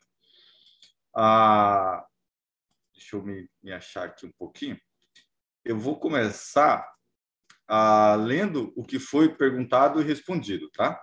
Então, a gente tem do Paulo André Caetano. O Paulo André Caetano, ele pergunta do uso de instrumentos analíticos de campo, validados por órgãos certificadores internacionais. Poderiam ser uma solução para debelar os problemas de logísticas e técnicos na preservação da integridade das amostras microbiológicas? A doutora Janaína respondeu ao Paulo: temos que sempre avaliar de forma crítica e garantir que a amostra microbiológica esteja íntegra para a análise. Os instrumentos são, sim, a ferramenta para auxílio nesse processo, mas as metodologias também impactam na avaliação. Mas lembre, como comentado, que a complexidade da amostra muitas vezes torna essa garantia um processo crítico. O Paulo agradece a resposta. Temos um outro questionamento do Antônio Pedro Gomes Cardoso. Ele questiona a doutora Cecília: vocês testam todos os insumos utilizados no laboratório para liberar para o uso? Ou tem algum critério para não testar todos? A doutora Cecília retornou aqui: sim, todos os insumos devem ser testados para liberar antes do uso. O Paulo André Caetano também pergunta para a professora Cecília: os laboratórios acreditados possuem em sua agenda anual um cronograma de reciclagem de procedimentos, atualizações e práticas rotineiras internamente? A doutora Cecília responde: o sistema de gestão de qualidade estabelece a periodicidade de avaliações dos nossos documentos. Porém, sempre que necessário, eles devem ser revistos, tais como a alteração de uma metodologia. Vamos lá. O Antônio Pedro Gomes pediu uma complementação para a doutora Cecília com relação aos MRC. Os MRCs também são avaliados antes de botar em uso, né? A doutora Cecília retornou dizendo que no laboratório dela, onde eles trabalham, também avaliam os MRCs. Por exemplo, a cepa MRC é avaliado quanto à pureza e realizam algumas provas, alguns testes, né, bioquímicos nela. O Paulo André Caetano: perdão, professora, não soube me expressar corretamente. Me referi a reciclagem e treinamento contínuo de operadores. A doutora Cecília complementa: a equipe deve passar por processo de reciclagem e treinamento contínuo. Existem cursos em algumas instituições, mas também fornecemos treinamentos simples para a própria equipe, um treinamento interno, né? O Vladimir Querino Silva, ele fez uma pergunta aqui para a doutora Janaína. Esse encontro, primeiramente, ele agradece, né, e diz que está sendo muito proveitoso para ele, para a equipe dele, né? Ele pergunta para a Janaína: uma das discussões que temos aqui no trabalho é sobre a forma que o Inmetro exige a incerteza da amostragem para a expressão da incerteza de resultados analíticos. É possível expressar o resultado considerando apenas a incerteza inerente às etapas que ocorrem dentro da sala de ensaio? A doutora Janaína retornou ao Vladimir, comentando que, quanto às exigências, acho que a questão cai para a equipe da CEGEC, né, a Comissão Geral de Acreditação. Em relação... por quê? Porque a Janaína, ela é da DIMAV, né? Ela não é da equipe de acreditação. Em relação às orientações que estão em normativas específicas, eu, infelizmente, não saberia responder, mas posso encaminhar essa questão para os colegas da CEGEC. No estudo que estamos participando, a amostragem não está sendo levada em conta, apesar de ser relevante. A ISO recomenda no estudo para o cálculo de certeza, a ISO recomendada no estudo para o cálculo da certeza é a ISO 29201, de 2012, de qualidade de água. A Júlia Chan: bom dia, professora Cecília. Quanto à validade das cepas após hidratada, seguimos sempre a validade do certificado ou ela tem uma validade diferente após hidratada? A doutora Cecília retornou: nesse caso, em específico, seguimos as instruções do fornecedor. Deixa a sugestão de você conversar com seu fornecedor. No nosso laboratório, a cepa hidratada tem validade de 5 meses, mas essas informações discutidas junto ao fornecedor. E agradece. Bom, teve aqui o colega baiano, o Vladimir Querino. Ele é biólogo, microbiologista e atua no controle de qualidade das águas e efluentes em Salvador, né? Ele fez 2 questionamentos no chat. Um deles, a doutora Janaína já retornou, que é com relação às discussões no Inmetro, né? Das incertezas lá, se é apenas dentro da sala ou não. Tem um segundo questionamento do colega, que é sobre documentação, né?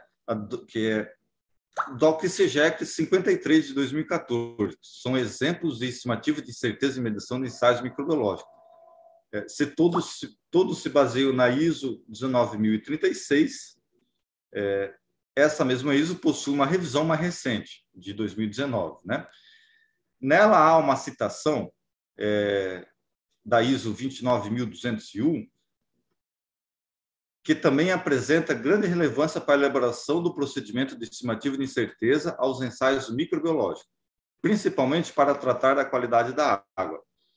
Considerando o desejo de não mesclar informações de diversas referências para tornar o procedimento o mais objetivo possível, qual dessas ISOs é mais recomendável para a análise da qualidade da água? A ISO 19036 ou a ISO 29201? O colega Vladimir, ele não direcionou a pergunta, né? Então, oi, Jean, posso falar um pouquinho? Claro. Eu senti que o Vladimir está com dúvida em relação a qual... É bem específica, é um laboratório de análise, e aí eu queria só, para que ele entenda, né? que na DIMAV a gente é da pesquisa, então aquela resposta que eu dei, né? Como a gente é pesquisador, eu não estou muito ligada a especificamente a análise de água, como é feita no laboratório que faz o ensaio. E aí eu acho que essa pergunta cairia de novo para a SEGECRE, e o que eu respondi para ele em relação a ISO, de cálculo de incerteza, foi em relação ao estudo que a gente está participando, porque por acaso é um estudo de qualidade de água, e a ISO recomendada pelo Instituto de Metrologia que está sendo proposta é essa que eu citei, a 29201 de 2012. Porém, esse estudo está sendo muito antigo, ele está demorando a acontecer. Então, saindo novas ISOs, eu acho que vale a consulta SEGECRE. Então, quando ele me mandar a questionamento, eu posso falar com os colegas de lá para saber qual é a orientação para ele. Perfeito, Janaína. Okay? O professor Felipe quer fazer alguma contribuição com relação a essa pergunta? Eu acho que endosso o que a Janaína colocou. Acho que se temos normas mais recentes, vale a pena considerar. Mas como é uma questão que envolve... é uma questão técnica que eu acho que cabe a consulta ao IMETRO, né? O que eu acho é que a gente tem que levar em consideração o fundamento, né? Fazer essa avaliação da incerteza de uma forma adequada. Acho que as duas normas ISO, elas atendem a isso, porém elas têm aplicações diferentes, então acho que cabe sim uma consulta. Eu acho que é mais adequado aqui fazer essa consulta ao próprio método, né, a quem cabe lá dentro, para que tenha um direcionamento mais adequado. Maravilha, professor. Professor, aproveitando o gancho, tem uma pergunta para o senhor aqui, do Eduardo Garcia. Você tem alguma consideração experimental sobre a contribuição da incerteza na amostragem? Ou seja, o que considerar se houve alguma constatação de influência da incerteza da amostragem na incerteza expandida do ensaio? Sim, olha, essa em particular é uma questão que a gente ainda não trabalhou, né? Pelo menos eu ainda não trabalhei com a questão da incerteza da amostragem, mas existem guias específicos para avaliação da incerteza associada à amostragem. Eu acho que a grande questão em relação à amostragem é a heterogeneidade da amostra, né? E dependendo do ponto em que você coleta essa amostra, o seu valor, o valor medido, ele vai ser maior ou menor em função disso. No geral, o que esses guias, o que esse guia em particular é um guia da Euraquem para incerteza associada à amostragem, o que ele recomenda é que sejam feitas amostragens em diferentes pontos, sempre amostragens duplicadas e com análises duplicadas, para que se tenha uma avaliação de qual é a contribuição analítica, de uma forma global, e qual é a contribuição por conta da heterogeneidade da amostra. Se a contribuição da incerteza por conta dessa heterogeneidade da amostra ela for relevante, ela deve ser considerada para efeito da estimativa da incerteza final, e, inclusive, ela deve ser considerada na avaliação da conformidade. Tá? Então, a gente passaria a utilizar a incerteza analítica mais da amostragem nessa avaliação da conformidade, não apenas a analítica, como eu mostrei aqui nos exemplos. Tá? Mas é necessário fazer um estudo, determinar isso experimentalmente, se essa heterogeneidade da amostra ela vai ter uma contribuição maior ou menor. Só determinando isso experimentalmente, que a gente vai ter como responder se é necessário ou não considerar essa fonte de incerteza. Perfeito, professor. Só uma pequena contribuição para o Eduardo Garcia. Eduardo Garcia, a minha experiência, nós somos um laboratório de análise de água, né, e produtor de material de referência também. Na questão de amostragem de água, existe um guia muito legal e muito bom, que é um guia desenvolvido pela Agência Nacional de Águas, pelo INMETRO, pela CETESB, que é o guia de amostragem de águas, né? Ele é free, está em Download ali pela internet mesmo, e ali tem um roteirozinho bem bacana assim de como se faz, como se calcula a incerteza de amostragem, né? Vale a pena dar uma lida e você talvez, como o professor Felipe falou, você faz aí, vê se vai impactar ou não, né? E é uma decisão sua. Para quem é acreditado, quem vai, ou postulante de acreditação, é uma obrigação, né? Você tem que conhecer a sua incerteza da amostragem, tem que conhecer também a sua incerteza do laboratório daí, né? Enfim, vamos para mais uma outra pergunta. Também para o professor Felipe. O Paulo André Caetano, bom dia, professor. Me perdoe a ingenuidade da pergunta de alguém que não tem profundo conhecimento do assunto. Mas qual é o método, qual método uso para transformar uma incerteza em incerteza padrão? Arrisco um palpite. Seria através da repetibilidade? Grato pela rica aula. Bom, Paulo, quando a gente tem essa incerteza, ela é quantificada experimentalmente, por exemplo, na forma de um desvio padrão. O desvio padrão já naturalmente é uma incerteza padrão, né? Ele já está, não precisa de transformação nenhuma, tá? Essa transformação de uma incerteza expandida para incerteza padrão, ela é necessária quando você utiliza, por exemplo, alguma informação de um certificado de calibração. Vamos supor que você vai usar a incerteza de micropipetas ou de um determinado equipamento que foi calibrado, e essa incerteza no certificado ela está expressa como uma incerteza expandida. Então, a gente tem que converter ela no formato de uma incerteza padrão para que ela possa ser combinada com os demais componentes, tá? Essa transformação, ela é feita em função do tipo de distribuição daquela variável. Se ela é uma incerteza que tem uma distribuição normal, por exemplo, no geral, a gente utiliza um fator de abrangência de 2, então, a incerteza padronizada vai ser a incerteza expandida dividida por 2, pelo fator de abrangência. Mas, em algumas situações, a gente pode adotar conversões específicas. Por exemplo, se a gente tem uma distribuição triangular ou uma distribuição retangular, essa conversão ela pode ser obtida dividindo a incerteza por raiz de 3 ou por raiz de 6. Existem aí uma série de regras, tá? Isso vai depender, caso a caso, qual vai ser o procedimento mais adequado, tá? Mas, de uma forma geral, quando você trabalha, quando você determina experimentalmente, na forma, por exemplo, de um desvio padrão, esse desvio padrão, ele já, naturalmente, já é uma incerteza padrão, não precisa conversão nenhuma.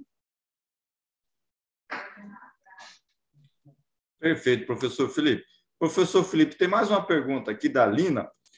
A Lina, eu não vou nem me arriscar a pronunciar o sobrenome dela aqui, não, para não cometer uma gafe aqui com ela, tá? Mas a Lina pergunta: bom dia, professor Felipe. Foi apresentada a seguinte expressão de resultados de contagens. IC, 95% é igual a Y, asterisco, dividido por UFY. Isso seria o mesmo que somar ou subtrair a incerteza, que está em log, ou ao resultado em log, e depois converter os valores finais para a unidade original? Desde já agradeço. É isso mesmo, Lina, é isso mesmo. É equivalente, são expressões equivalentes. Tá? Se a gente transforma, quando a gente está trabalhando na escala log, os dados eles vão ter uma distribuição simétrica que se aproxima da normal. Então, a gente pode utilizar a incerteza no formato mais convencional, que é essa soma e a subtração. Se você realiza essa soma e a subtração na escala log e depois retorna o resultado para a escala original, o resultado que você vai obter ele é equivalente ao da incerteza multiplicativa, ao do fator de incerteza multiplicativa. tá? Então, é equivalente, sim, você pode adotar ou uma estratégia ou outra. O fato é que quando você, independente da estratégia que você adotar, quando você olhar para o intervalo na escala original dos dados, esse intervalo ele vai ser assimétrico, tá bom? E isso, é claro, tem um efeito na avaliação da conformidade e na determinação das bandas de guarda para minimizar o risco. Perfeito? Respondi, Lina, a sua questão? Se a da Lina e a do Paulo, as questões anteriores, se tiver alguma dúvida, eu permaneço aqui à disposição, tá bom? Perfeito, professor. Olha, por enquanto, se encerrou aqui. Olha, acho que foi muito gratificante. Eu fiquei bem feliz, pelo menos, em estar participando e em ter tido o privilégio de ser o moderador, né? E ter esse conhecimento melhorado junto com vocês. Passo a palavra agora à colega Patrícia Davidson. Obrigada, Jean. Bom, agradecemos a todos pelas apresentações, pela palestra e debate. Vamos agora nos retirar dessa tela ou dessa sala, porque às 11h15 nós vamos ter a palestra técnica desta manhã, só para lembrá-los que o tema é produção de biomassa de microalgas em meios salobros a partir do reuso de efluentes domésticos para fins bioenergéticos. Então, aguardamos vocês na próxima sala. Cliquem no link para às 11h15 vai começar. Até mais.